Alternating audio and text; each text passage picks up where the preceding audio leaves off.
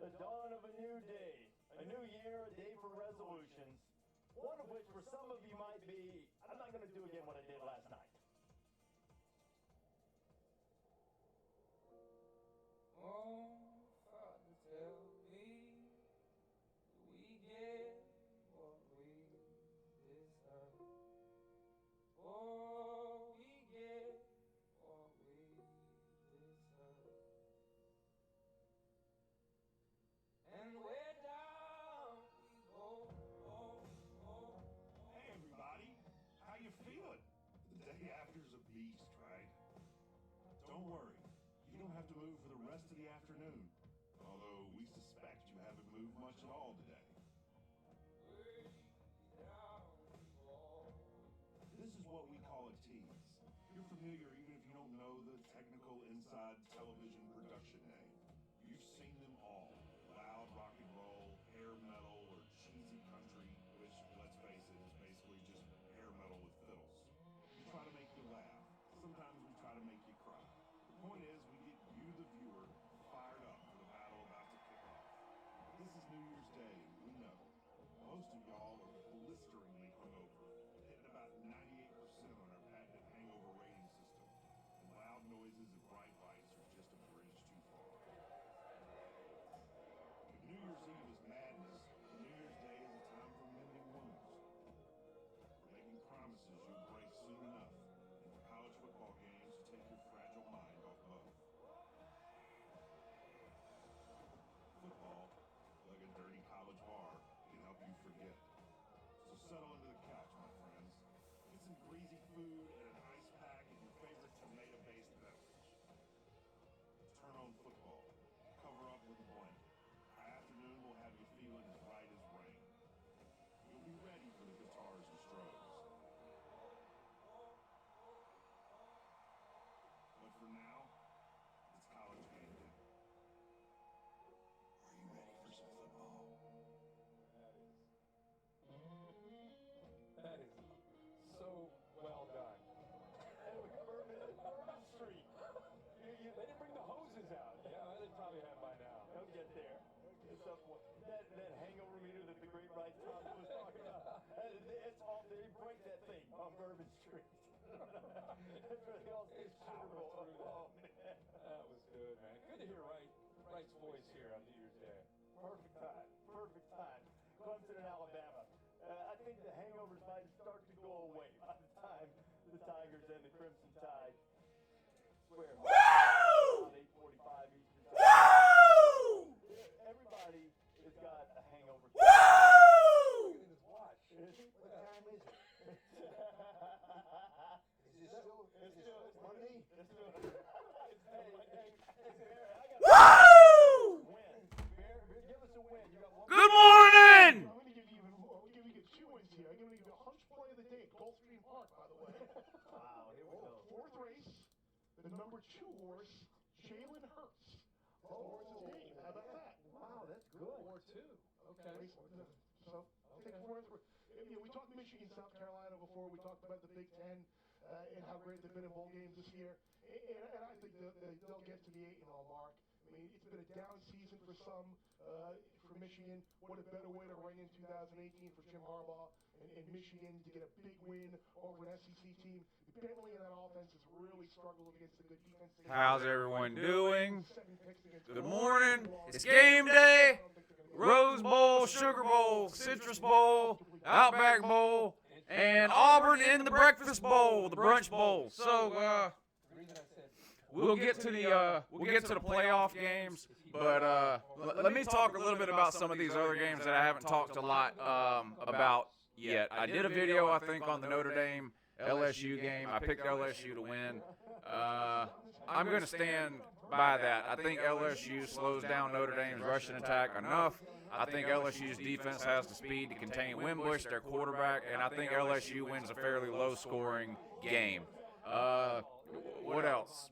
Outback Bowl, South Carolina and Michigan, another low-scoring game. If Jake Bentley can avoid the turnovers, I think South Carolina can win. Michigan has no offense at all. I think South Carolina's defense will be able to contain them for most of the day. And if Jake Bentley can avoid turnovers, which have cost him a lot over his career, I think South Carolina can win that game. So I'm going to stick with that and go with South Carolina. And I think the Big Ten gets its only loss in that game. The Breakfast Bowl, the Brunch Bowl, Auburn and Central Florida. I don't think Central Florida has enough to beat Auburn, especially up front. Both lines of scrimmage, offense and defense. Auburn should dominate this game. UCF's quarterback will most likely be running for his life the entire game, would be my guess. Now, it's possible Auburn comes out a little deflated and UCF puts up some points on them. That's a possibility. And you might even see a little bit of that in the first quarter, but I think Auburn calms down by the second quarter and wins the game fairly easily in the second half. Those are my opinions. Feel free to tell me why I'm wrong. Of course, the two big games, the Orange Bowl, not the Orange Bowl, the Sugar Bowl and the Rose Bowl. Of course, I picked Georgia, and then I did my prediction video yesterday on the Sugar Bowl. I went back and forth probably 100 times on which way to go on that game. I ended up going with Clemson in a close one. I just think Clemson is the better team. I'm afraid still. Not afraid, but if I'm Clemson, I'm worried about Nick Saban in a month to prepare. It's a revenge game for Alabama. They rarely lose those. I mean, that game really could go either way, but I'm going to stick with my initial prediction and go with hold on. All right, I just now see all these comments. Let me see if I can fix it. Hold on. A lot of football games, and he does it obviously with his legs, and that's his best attribute. I expect Jalen Hurts to get a lot of carries. Hold on, and I'll see if I can fix it. Hold on. Let me see if I can fix it.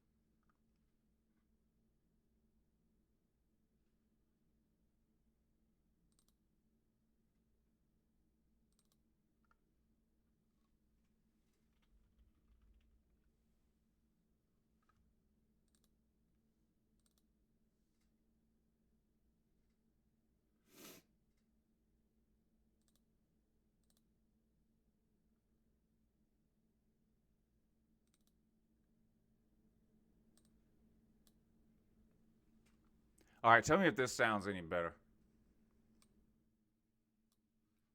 Y'all let me know if that's any better. But I do think the Sugar Bowl will be a good game, Clemson and Alabama, and I really think it can go either way. Really, both of these games, the Sugar Bowl and the Rose Bowl, I think could go either way. Obviously, I picked Georgia to win, and I'm going to stick to that. I just don't think Oklahoma's defense is going to be able to get off the field when Georgia's on the field. And one of the keys, though, really, if you want to look at Oklahoma winning this game possibly, I think Georgia has got to play big on third downs on defense. If you get Oklahoma in a third down, you got to get off the field. I've said it 100 times, but Oklahoma's going to get their points. They're going to score some points. And if you can force Oklahoma to punt 2 or 3 times in the first half and 2 or 3 times in the second half, I think that's a win for Georgia, and I think they'll win the game. And, of course, to accomplish that, you got to get off the field on defense on third down. If we force a turnover or 2, that's even better. A special teams play, even better. But I do think Georgia will win this game. Offensively, I think Georgia's going to be able to do pretty much whatever they want to do. My guess is going to be a lot of running the ball with some play-action pass mixed in and some key first down passes after the run is established. I expect Fromm to keep an eye on Oklahoma's safeties, and if they start dropping that 8th man down into the box, then I expect Fromm to burn them with some RPOs. Mecole Hardman has been deadly with the slant route the last quarter of the season, and a lot of those plays are RPOs. They're run plays, basically. The offensive line blocks like it's a run play. And if Fromm sees the safety creeping down, he hits Miko on that slant. I think you'll see some of that today. Once the ground game is established and Oklahoma has to drop an 8th man down into that box. Both these games are going to be good, though. I'll be watching football all day. I gave Auburn fans a lot of hell about their lunchtime game and all that, but I'll definitely be watching some of that game. I'll flip back and forth All three of the early games come on basically at the same time, 12, 12:30, 1 o'clock. So you have 3 games on at the same time. They'll all end around 4 or 4:30. And then, of course, you'll have the Sugar Bowl or the Rose Bowl coming up at 5 Eastern. And then after that, the Rose Bowl at 5 Eastern, the Sugar Bowl after that at 8:45 or 9. So a great day of college football today.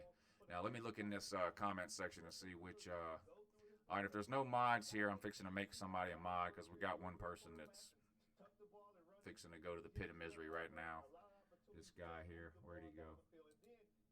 Yeah, he's gone. Just like on that second play, understanding how emotion affects the defense, and then immediately going to the open wideout. I think his development. He's gone. Back throughout the year has been very impressive. Give me a second, I'll get rid of this joker. Totally different package of what Nick Saban Where'd he go? got to be able to deal with this time around compared to the last 2 times they went up against Clemson and Deshaun Watson because of obviously Deshaun Watson's ability to consistently throw the ball downfield. I think Nick Saban wants to come into this game. Yeah, I'm looking for the comment now so I can remove him. They can run the ball, they can throw. There it is. All right, he's gone. Against their ability to throw. Let's load up against. All right, he's gone.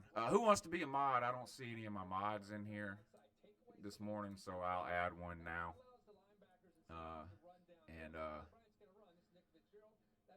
And they can handle some of this. Turn the mic up. All right, hold on.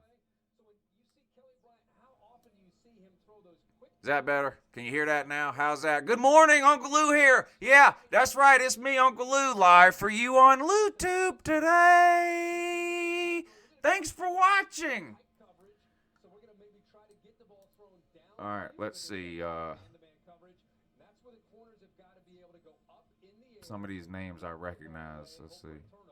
As in the case right there. Now, with all that being said, one thing that gets overlooked, in my opinion, watching Clemson from game 1 all the way through the ACC championship game is Kelly Bryant's strengths as a new quarterback, decision-making, and his accuracy when he has been tested. He's come through for Clemson. To me, it comes down to not just Kelly Bryant, because he needs help. Can his receivers against Uncle Lou's TV? All right, I'm picking one. Clemson hoisting the trophy. Don't get mad if I don't pick you. I pick one every time I do a video. So eventually everybody in here will be a moderator. All right, Brody, congratulations. Today's winner. Literally just picked you at random. So, did y'all see Herschel Walker on here earlier? Did y'all see the GOAT Herschel Walker on game day earlier? That guy looks like he could still go out and rush for 150. On Oklahoma, he could probably rush for 250. Do I know the size of Oklahoma's D-line? It's undersized compared to most D-lines. I do know that. I'm sure, they're quick or fast or whatever the case may be, but as far as height and weight, they're undersized for a defensive line. Baker Mayfield has a picture of Uncle Lou on the wall. So let's start with, let's just spend like 5 minutes talking about each of these games, okay? So let's start with the Citrus Bowl, Notre Dame and LSU. Give me some score predictions for Notre Dame, LSU. Who you think's going to win? Can the SEC get another? Can the SEC get another win in this one? Can LSU beat Notre Dame? Is Notre Dame's ground game going to be too much for LSU? Will LSU be able to find enough offense in this game to beat Notre Dame? They just lost their offensive coordinator, LSU did. They fired him, right? Canada, that was his name. So what do y'all think? I'm sticking with my prediction, LSU on that one. Man, a lot of these games today, though, could really be good games, right? A lot of these games are sort of hard to pick. I mean, there's no real obvious winners other than the Auburn-UCF game today, really. A lot of people are jumping on Michigan, I guess, because the Big Ten has been so dominant. But what do y'all think? Notre Dame, LSU, let's see, whatever the watch says, LSU 24, Notre Dame 20. Lewis says Notre Dame 38, LSU 10. Wow, so a blowout, okay. Jace Farr, Notre Dame 32, LSU 24. A lot of people picking Notre Dame. Now, here's some LSU picks, though. Kyle says LSU 34-24. Chris Lee, LSU 28-21. Uncle Lou's TV says LSU 17-14. So it looks to be about 50-50 in the comment section, and that's really about right. I think these are going to be some close games today, I think. All right, the Breakfast Bowl, the Peach Bowl, Auburn and UCF. Does anybody think that UCF can pull the upset and beat Auburn? Does Auburn come out flat? Are they mad and disappointed still because UGA and UNCLELOU humiliated them during the SEC championship game? Or does Auburn come out looking to prove a point by beating 3 undefeated teams in their last 4 or 5 games? Much as I hate Auburn, I can't see them losing. I think they'll win this game. I really don't think it'll be close in the end. I think it's possible it stays close for a little bit, especially if UCF comes out hot. They're going to throw the ball around. I think it was a bad idea for the UCF players to come out and say that Auburn doesn't have any speed and hasn't faced any speed. First of all, that's just an ignorant argument to make in both cases. Auburn's got plenty of speed, especially on the defensive line, and they've played against plenty of speed. Say what you want about the SEC and, whether they're down or whatever, they're not lacking in the speed department. I don't really understand the idea behind UCF sending its players out to basically trash talk Auburn on the speed issue. Didn't make any sense to me. I don't see any way Central Florida can handle Auburn on the lines of scrimmage. I just think it's a huge mismatch there, big advantage for Auburn. And I think over the course of a game, that's just going to wear UCF down, especially if UCF isn't able to sustain drives. If UCF is 3 and out, this game could get really, really ugly quick. Let's see. Macho Man says he misses the Peach Bowl on New Year's Eve. I was talking about that last night, how disappointing it was not to have any college football games on yesterday. I'm guessing it was because it was a Sunday, and that's sort of an NFL day is why they scheduled all these games around that day. But I don't know. I felt the same way. It didn't feel right not having any college football to watch yesterday. So, but anyway, so it looks like pretty much everybody thinks Auburn's going to win that one. South Carolina and Michigan.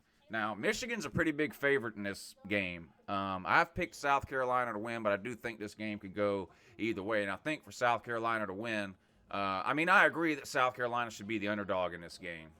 Michigan, hasn't been great this year, but their defense is elite. And South Carolina, they finished, I would say, on the high end of where most people thought they would be, right? Not a terrible year, not a great year. You can't say they underachieved, though. They at the very least they met expectations. Some would say they exceeded expectations by a game, depending on who you ask. This game could go either way. I do think Jake Bentley is definitely the better quarterback in this game, and if he's hot, if he has a good day, I think South Carolina can score enough to beat Michigan. The problem is going to be, like I mentioned before, turnovers. Jake Bentley has sort of that Brett Favre mentality. Jake Bentley has never seen a receiver that he thought was covered, right? Every single receiver that Jake Bentley has ever seen, he thought he was wide open. I mean, that's just sort of the way it goes with Jake Bentley. He thinks he can, thread the football through the eye of a needle every single time. And a lot of times he is able to do it, and he makes some great plays, and he converts some third downs and makes some passes that a lot of people wouldn't make because they wouldn't take the chance to throw the ball. Jalen Hurts, I'm talking to you. But it does come back to bite him from time to time. And Michigan's defense is so good. I mean, you're already going to have a lot of punts in this game for South Carolina. I mean, you're not just going to move the ball down the field every single time you get it against Michigan. You're going to have a lot of punts to start with. So you got to avoid turnovers, right? Especially red zone turnovers, positive field position turnovers. If you get to Michigan's side of the field and you're South Carolina, you have to come away with points in this game. Points are going to be at a premium, and I think best case scenario for South Carolina is that they win a sort of an ugly, low-scoring game, maybe like a 20-17, a 21-20 type game. I think would be the best case scenario for South Carolina. But I do think they have what it takes to pull the upset. We'll see. It'll be an interesting game to watch. A lot of people picking Michigan in the comments section. I'm not surprised. They are favored in this game, and I think most people expect Michigan to win. Harbaugh sucks. I agree. What is that? ST Michelob? I agree with you. I don't like Jim Harbaugh at all. I think the guy is severely overrated as a college coach. He's done absolutely nothing since he got to Michigan. He's 0 against Ohio State. He hasn't won his division. The highlight of Michigan's season this year was beating half of Florida's team in week 1 at a neutral site game. They just, for all the hype and hoopla of Jim Harbaugh and his spend the night parties and, his $7, $8, $9, $10 million a year that he's made over the last couple of years, the guy just hasn't delivered, in my opinion. And I think he's got one more year. If he doesn't win the division or beat Ohio State next year, I don't see how you keep him. This is sort of the argument I've been making with Auburn and Gus Malzahn. I don't really understand how Auburn can be happy with a coach who is 2-7 in his last 9 games against his 2 biggest rivals and can't win the division. That's Gus Malzahn. 2-7 against Auburn. 2-7 against Alabama and Georgia in the last 9 games and can't win the division. But Auburn loves the guy. They give him an extension and a raise. And that's sort of what's going on with Jim Harbaugh. He gets all this attention from the press. He has these crazy spend the night parties. He does all these outside of the box things, comes down south, holds these camps in Georgia and Florida and different places like that, stirs up the hornet's nest, pokes the bear. And then the football season starts, and he just continually craps the bed against teams that are equally as talented as Michigan. He beats up on the teams in the Big Ten that are less talented, but he can't beat the more talented or equally talented teams. Landon, the sports gamer, thank you, sir. I appreciate that. That's your bets for Georgia to win. I got you. Yeah, I think Georgia wins too. So I don't know what if. Let's say Michigan goes 10-2 next year.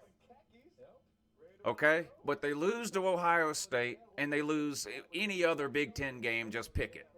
They go 10-2. Does Michigan keep Jim Harbaugh? 10-2 is a good record, but how many years are you going to give this guy to beat Ohio State or win the division? I don't get it. Michigan in the Big Ten is like Alabama, Auburn, Georgia, Florida, or Tennessee in the SEC, right? The expectations aren't to win 9 or 10 games and come in second or third in the division. Those just aren't the expectations at Michigan. No matter how good Ohio State is or isn't, the goal at Michigan, right, is to win the Big Ten and make now the college football playoff or whatever. Michigan has never won their division in the Big Ten, ever. They've never played in the Big Ten title game. I just don't see how that's acceptable for the Michigan fan base, and I just wonder how long they're just going to sit around and accept this sort of, mediocrity from Jim Harbaugh. It's like I said, yes, he beats the teams he's supposed to beat. Congratulations and big deal, I guess. When are you going to beat Ohio State? When are you going to win the division? Beat a Wisconsin, a Penn State, whatever. You got to put a season together where you win the division. I don't know how long Michigan fans are willing to wait on that. I guess we're going to find out after next year. But my prediction is if they don't win the division and or beat Ohio State next year, I think he's either fired or seat gets really, really warm.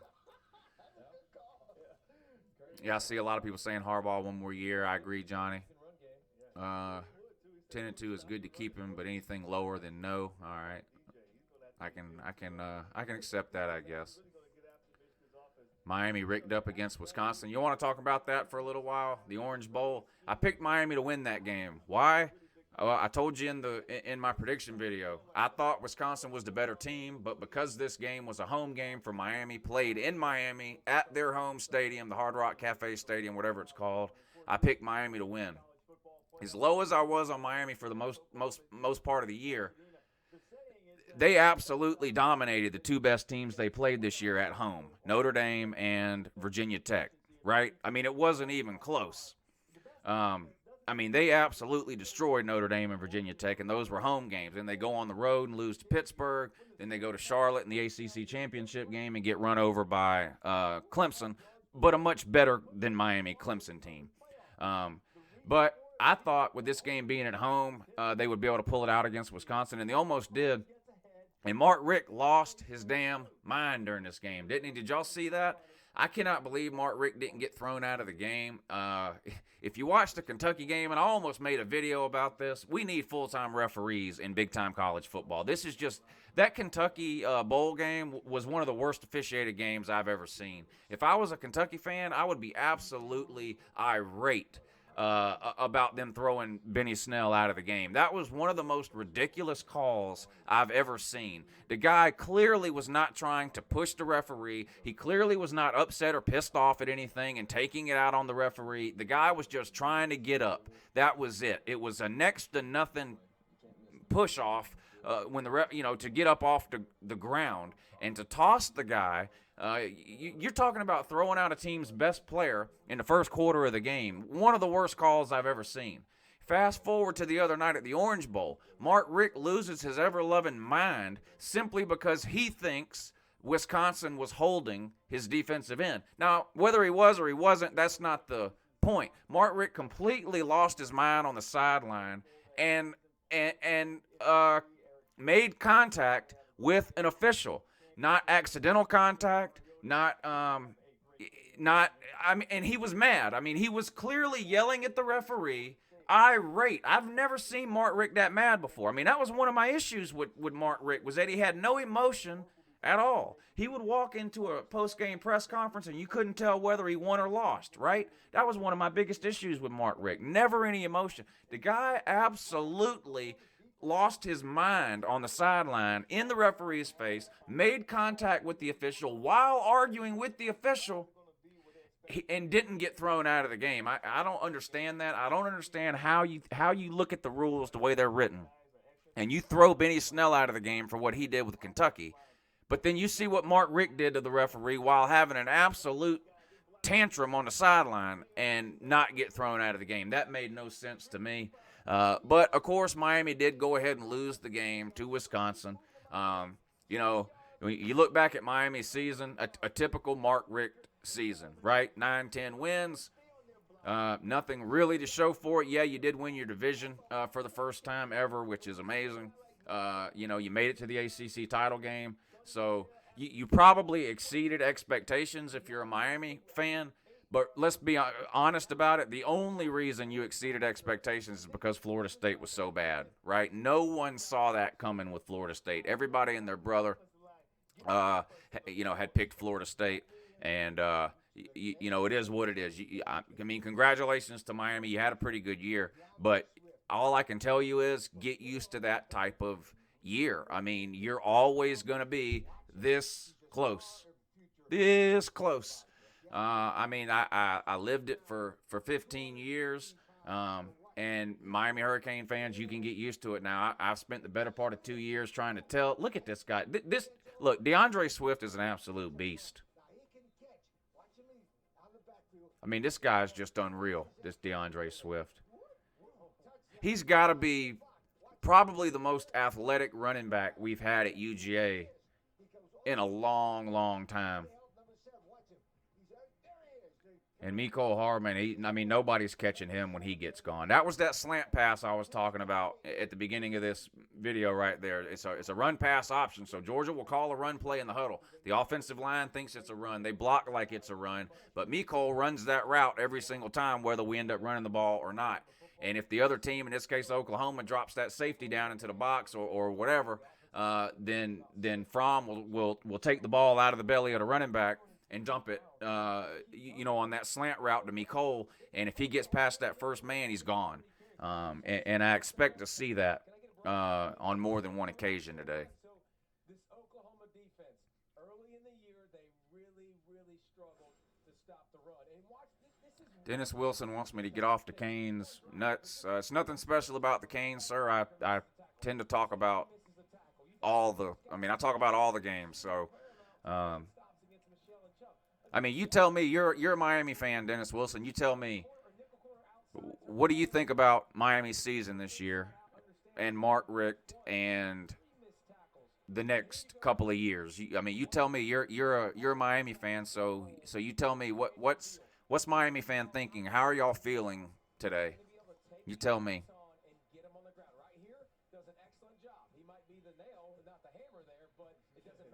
he gets him to the ground. That's going to be the biggest key to this ball game. Outside linebackers, edge guys on the outside making tackles against big, strong, physical running backs. No, he played much better since the Oklahoma State game. And I see people talking about the SEC East Bowl record.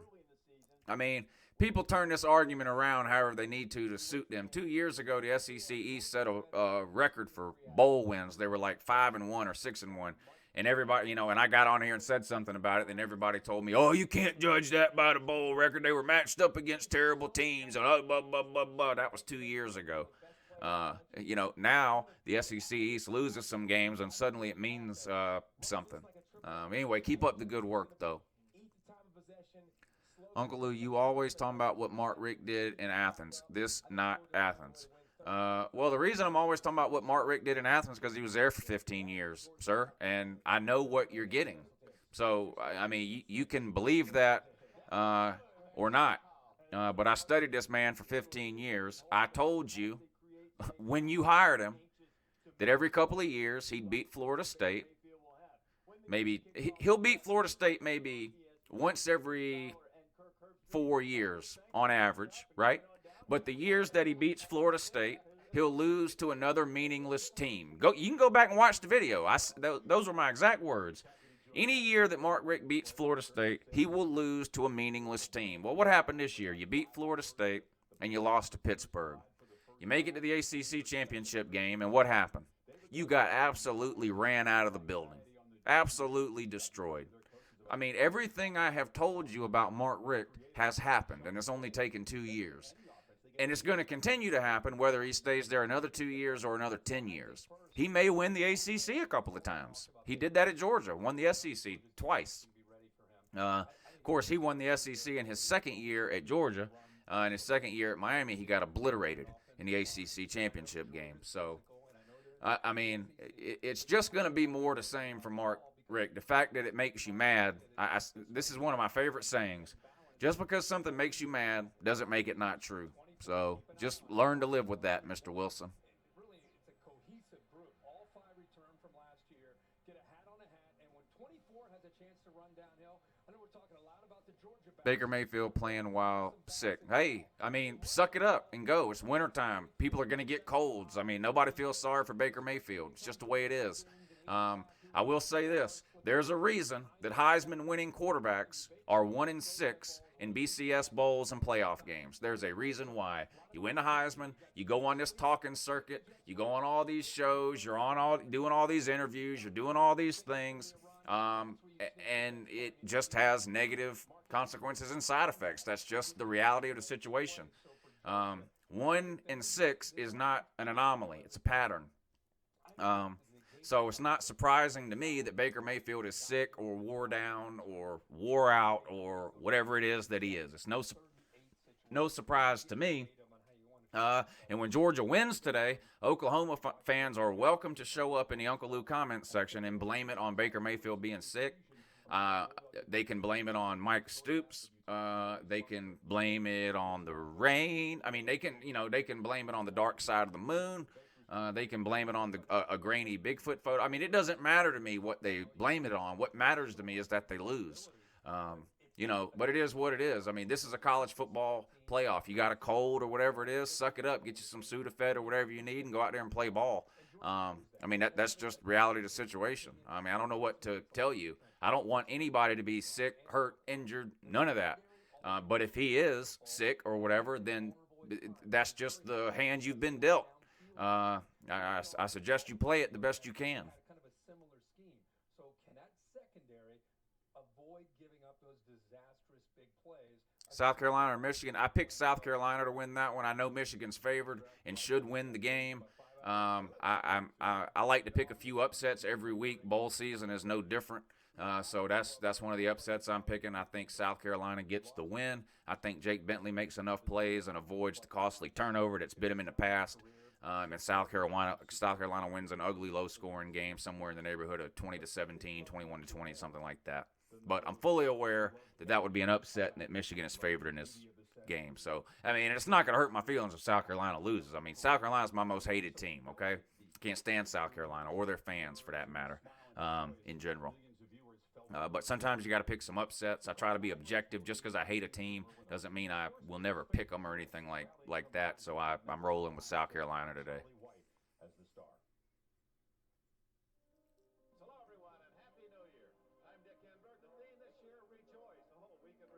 Tim Wilkes says, I'm ugly as hell. Tim, I'm not trying to date you or even meet you or go out with you or anything where looks would be any sort of an issue.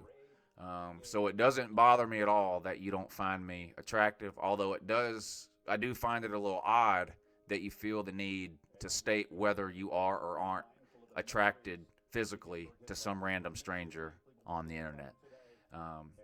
But I hope you're having a good morning nonetheless.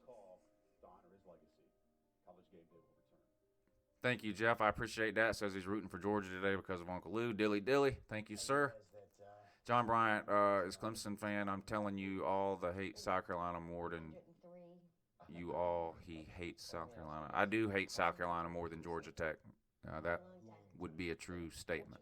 I'm sure you talk to people all the time who think 100,000. Yeah, Natrez's not playing. He's not even out there. Right now, we're just talking to you. I told you we had a fortune.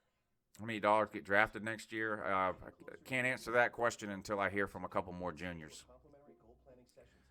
Trent Thompson and Jonathan Ledbetter, I believe, are the two that have already announced they're coming back, the two juniors. That they could go pro. They've announced they're coming back. We got to wait on a couple others, and then I'll when the off season, when the games are over and there's no more games left to play, I'll have time to do all sorts of draft videos, signing day videos, who are we losing videos, which players are going to have to step up next year that didn't play this year type of video. There'll be plenty of time for all that.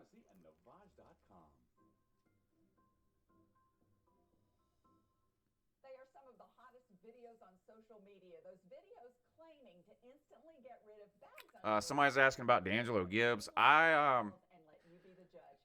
get told a lot of things from a lot of different people. And it's not, I'm not a journalist. It's not my job or responsibility or whatever to go out and independently verify different things that different people tell me at different times. Thank you, Bradley Brown. Baker Mayfield got sick after watching Roquan. Yeah, got sick to his stomach. So with that being said about D'Angelo Gibbs, there's two things I've been told. One, he's sick. He's just got some sort of virus and he can't get over it. I don't believe that.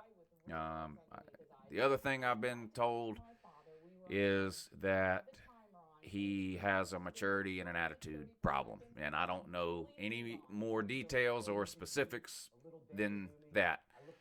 My guess, if that's true, is that it probably has something to do with playing time. You do see that from time to time with freshmen. You got to remember, these freshmen that come in have been the best player on every team they've ever played on from the time they were 4 years old, usually. Maybe in high school you have another elite player, but even that is rare. Usually if you're getting a scholarship to a major Division I program like UGA, you've been the best player on your team every year since you were 4 and 5 years old. And so you see this a lot of times with freshmen where they come in and they're not playing right away and, they're not happy about it. They don't understand why, blah, blah, blah. So that would be my guess. But that's only a guess. No one has told me that. That's just my guess if the maturity and attitude thing is true that I have heard from a couple of different people. I don't think it's anything serious. I fully expect him to get on board and be a major part of UGA's defense next year. Him and Richard LeCount were two big pieces of the puzzle in last year's recruiting class, both defensive backs. Neither one has played a whole heck of a lot this year. I guess LeCount has played a little bit more. But D'Angelo Gibbs is a baller and a hell of a player. And his time will come at UGA. And I hope whatever it is that's going on, whether it's attitude, maturity, sickness, whatever it is, I hope nothing but the best for him. I hope he gets it straightened out because he's, in my opinion, a big part of the next 2 to 3 years on the defensive side of the ball at UGA. Money Sim says Florida is a below average to a bad team, right? Yes. I mean, you don't need me to tell you that. If you watched any football this year, you saw that for yourself. They were just a terrible team. Now, the question you have to ask about Florida isn't, were they a terrible team this year? Obviously they were. The question you have to ask is why? Was it purely a coaching issue? Was it purely a talent issue? Was it purely a distraction issue from all the arrests and felonies and people kicked off the team a couple of weeks before the season started? My guess is that it's a combination of all three. My guess is that it had a little bit to do with coaching. It had a little bit to do with the fact that they were missing 10% of their scholarship players. And it had a little bit to do with the fact that some of the players that they had ended up being not quite as good as people thought or had hoped. And that's not unusual. And that's why it hurts so bad to lose 10, 11, 12 scholarship players, because not everybody you recruit and sign lives up to the hype. I mean, that's just the reality of the situation. I had a lot of people in the comment section when I made those signing day videos a couple of weeks ago about all the 5-stars Georgia got. Oh, Lou, a 5-star could be a bust. Yeah, everyone knows a 5-star could be a bust, which is why it's great that UGA is signing 6 and 7 of them a year, okay? Because the odds of all 6 or 7 of those being busts are not very high.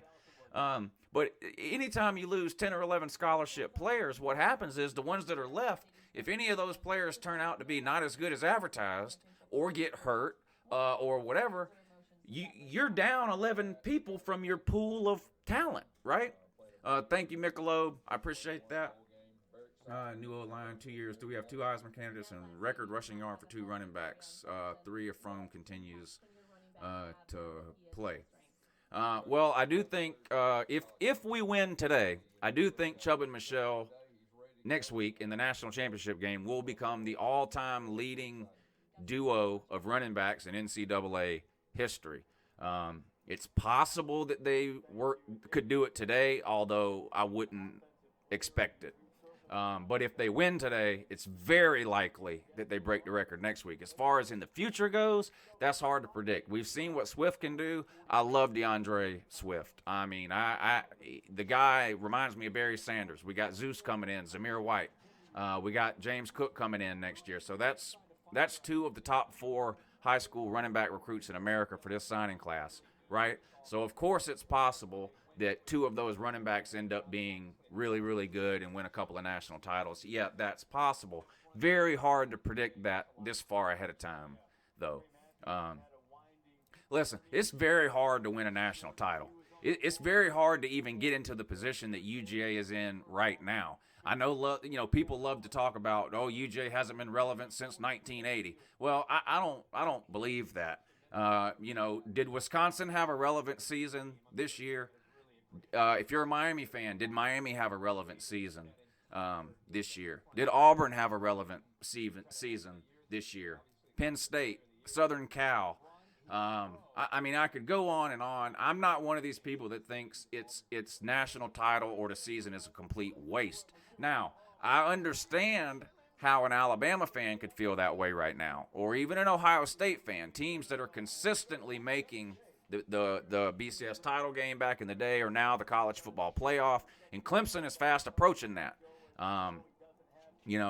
But I'll be the first to tell you, Georgia is not a team that has been consistently in the hunt for national titles. Now, people like to say that this is Georgia's biggest game today since 1983. I disagree. This game, to me, is no bigger than the 2012 SEC championship game. And I'll tell you what I mean. If we win today, we get to play for the national title. Well, if we would have won the 2012 SEC championship game, which we lost, we came up 4 yards short. I don't need to go over that again.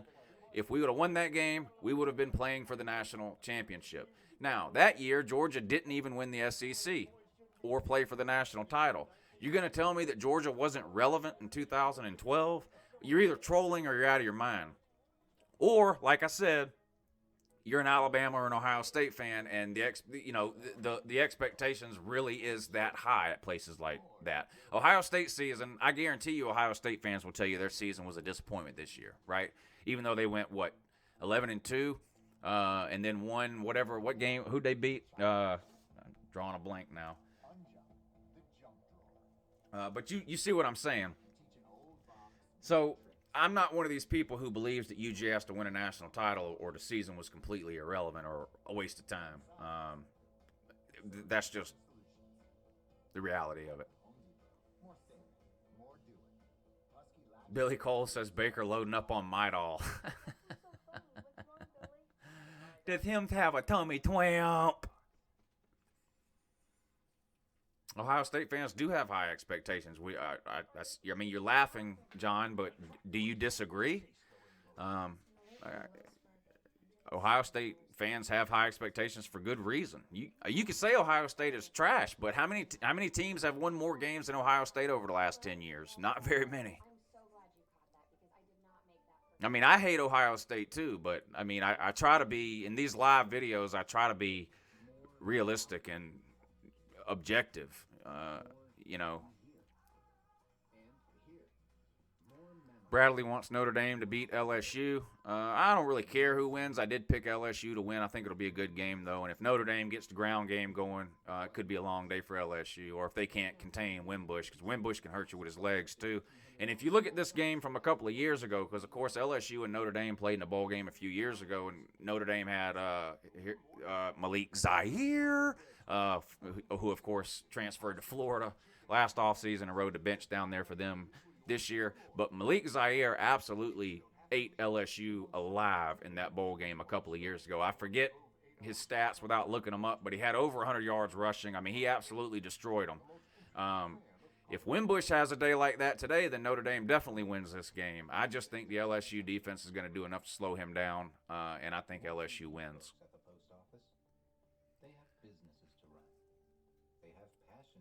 Wow, Rye says he's getting ready for the Rose Bowl from Bulgaria. I worked with a guy years ago that was from Bulgaria.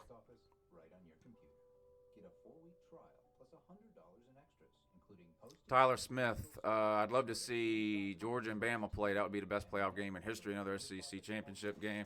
A lot of people, I mean, that split 50-50, right? A lot of people want to see that game, about half the country, and then the other half would throw up if they had to watch an all SEC national title game.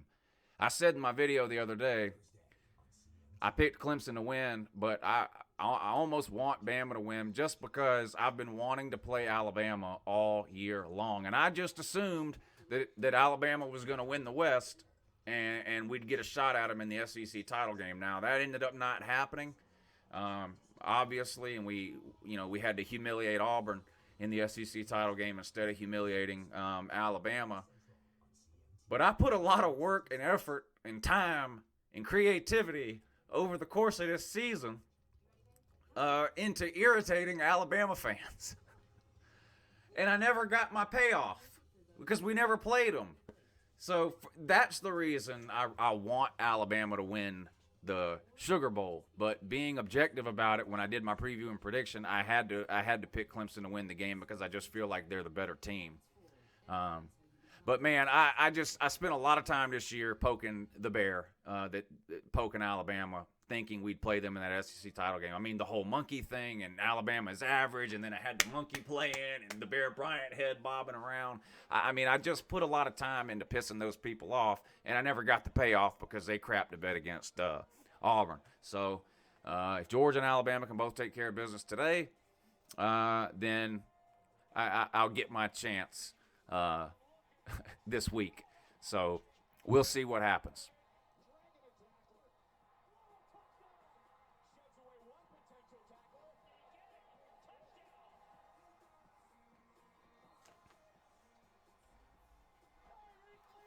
I'll turn the channel. What channel is it on?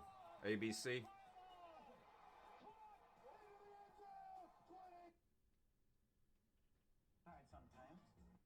No, that's the Parade of Roses. Now our cell phone bill is a fraction of what it used to be. And they have a risk-free guarantee. If you don't... Even the snowplows have to be done. The damn Rose Parade is on every channel. Name one. How about not? Family Feud.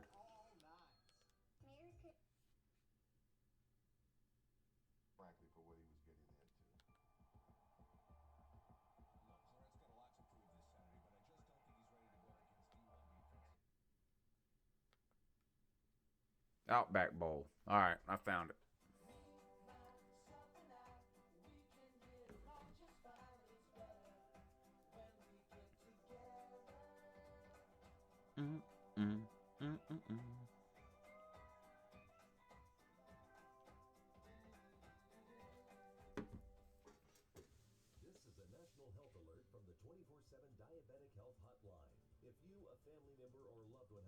Do I think Kyle Shermer is a good quarterback, better than Eason? I do think Kyle Shermer is a good quarterback, and I think from what we've seen of Shermer and Eason, Shermer has been the better quarterback. Shermer could live to be 250 years old. He'll never have the ability that Eason has. But very few people on planet Earth have the ability that Jacob Eason has. And people are about to go nuts in the comment section because every time I talk about Jacob Eason, that's what happens. But there's not 5 people on planet Earth that have Jacob Eason's arm. There's just not. Obviously, there's a lot more that goes into playing the quarterback position than having an elite arm. Does Eason have all of those things? He didn't last year as a true freshman. A lot of true freshmen don't, though. I still think Eason could develop in the right situation and under the right circumstances into a elite quarterback. I fully expect him to transfer, but he's done everything right at UGA. He came in as a freshman with a terrible offensive line, first-year head coach, new offensive coordinator. Really a bad situation to step into for any quarterback. He comes in as a true freshman, did everything he could, led us to an 8-5 record. Expectations through the roof for this year. He comes out, he gets hurt in the first 5 minutes of the first game. Jake Fromm comes in, and the rest is history. I never like to see anybody lose their job because of injury. Now, obviously, I couldn't be happier with the way things have turned out for the University of Georgia. Jake Fromm has looked great at times. There are times when I'm watching him that I forget he's a freshman. I do think Jake Fromm has looked better this year than Eason looked last year. And I'll never know, and it's impossible to tell if that's because the team is better or because Fromm is better, or we'll just never know. And I don't need to know. Georgia went 11-1, now 12-1, SEC champs. We're in the playoff with Jake Fromm. But Eason has handled it the right way. He's done everything right. He hasn't pouted. He hasn't moped. He hasn't cried to the media. He hasn't quit the team. He hasn't done any of those things. And if he decides to transfer, I wish him nothing but the best. I think he's handled it the best way that he could, and it was a really, really tough situation for him. Steve Hammond says Eason to Pac-12. That's my guess.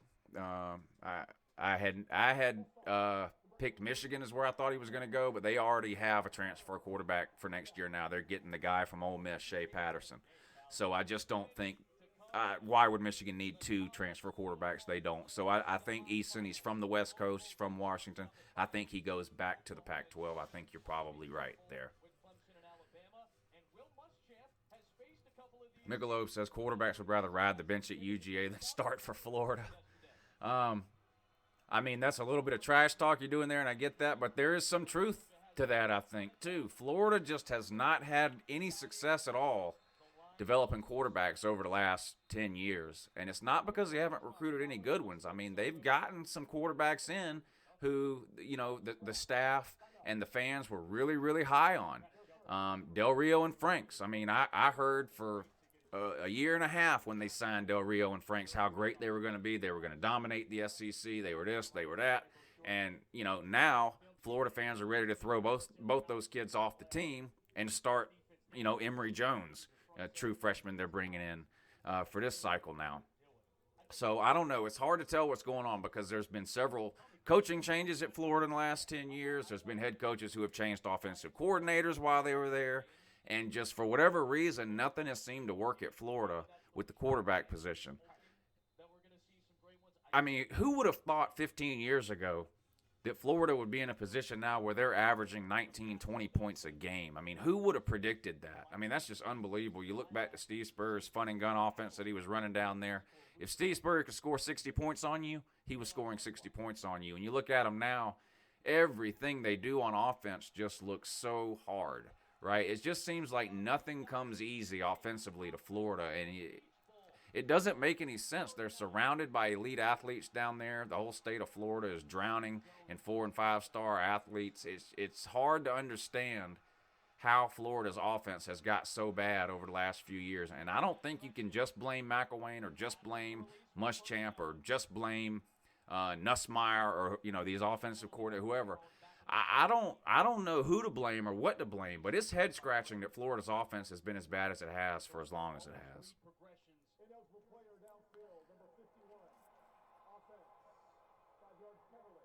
Easton to Ohio State, I seriously doubt that.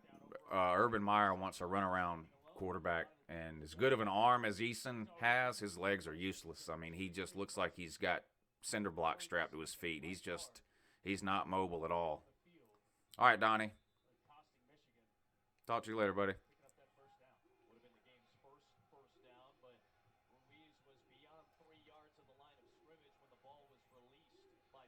So halfway through the first quarter here in the Michigan-South Carolina game and no score.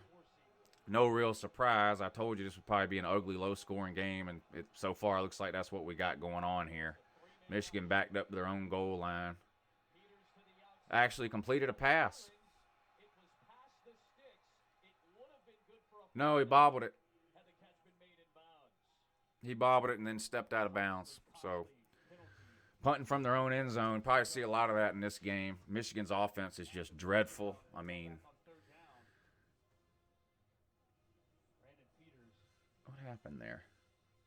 Oh, yeah, he just caught it out of bounds. He didn't get a foot down. I thought he did get a foot down. I was bobbling it, but no, he was just out of bounds.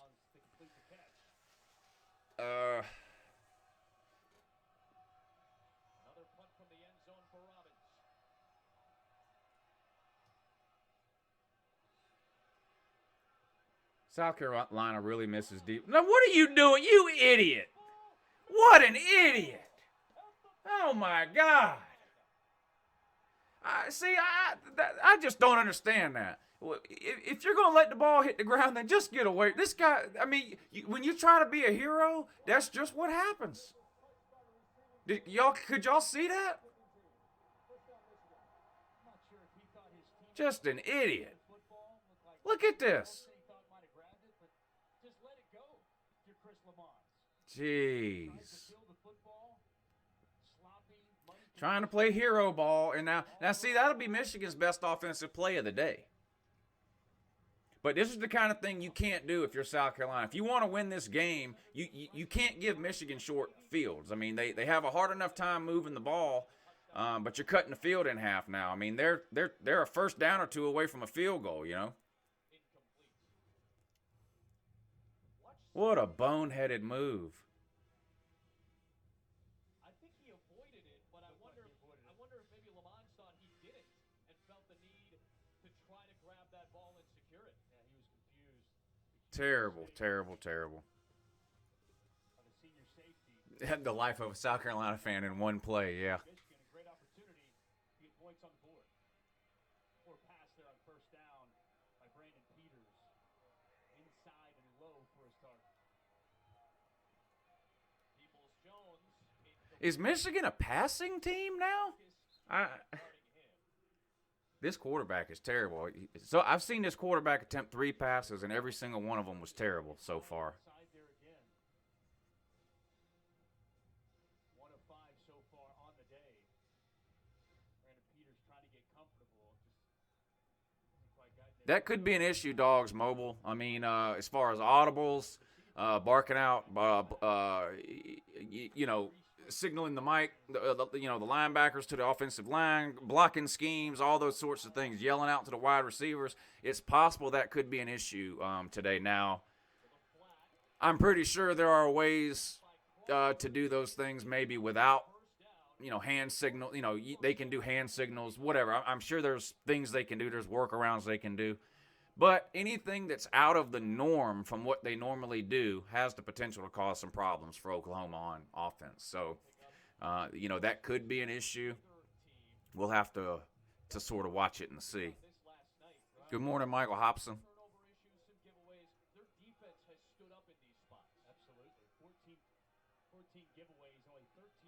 See, now they're one more first down away from a field goal here. I mean, you had field position flip-flopped. You had Michigan punting from their end zone to where Carolina would have had the ball on the 50-yard line. Then you have this boneheaded play, and now you're letting Michigan play with half a field. I mean, you can't do that if you're South Carolina. That's what this is exactly what I was saying an hour ago that you can't do. Just a boneheaded play. I just don't. The guy makes no sense to me. Anyway, I'm going to watch some of these games. Don't forget, you know today's schedule already if you saw the video earlier. I'm going to make it a pregame video around 4 or so, and then I'll have a live halftime thoughts video. And then if the game is close, I will live stream the end of the fourth quarter. I don't know whether I'll do the whole fourth quarter, the last 5 minutes, whatever. But if it's close and it looks like it's a one-possession game type of thing, I'll start live streaming at the end of the Rose Bowl. If it's not close, if it's a blowout one way or the other, I'll have my post-game video up as soon as the game is over. And yes, if Georgia loses, I will be drinking this 38-year-old bottle of Coke.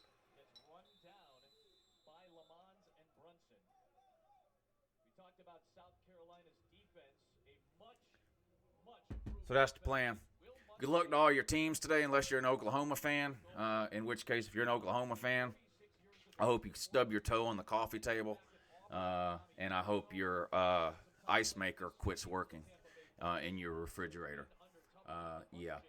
So thanks for watching, everyone. I really appreciate it. I will be back today several times. Like I said, the next time you'll see me will be a pregame video, probably around 4 o'clock, and you can expect a lot of yelling in that video. So, thanks for watching. Have a great day and an even better morning, too. Beep, beep.